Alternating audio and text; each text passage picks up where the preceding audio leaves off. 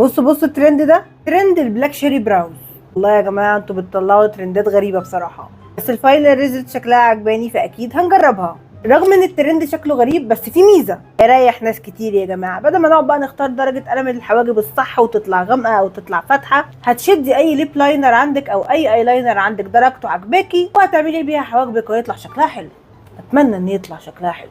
طبعا مش عندي نفس القلم اللي عندها، فعندي درجه شبهها شويه بني محمر سيكا، ده الليب لاينر بتاع معروف درجه ام 10 اي ثينك، هو ده اللي هنجرب بيه هذا اللوك. بصوا هرسم حواجبي زي ما برسمها عادي، هحددها كده من تحت وابتدي املأ الفراغات من قدام لحد اخر الحاجب بكونسيلر بقى وفرشه صغيره، وهنضف كويس حوالين الحاجب. لو في اي زياده طلعت بره، اي حاجه مش عايزينها تبان، هظبطها بالكونسيلر. بصوا كده ده شكله بعد ما ظبطته على قد ما قدرت. عملت ناحيه وناحيه لا عشان نشوف الفرق.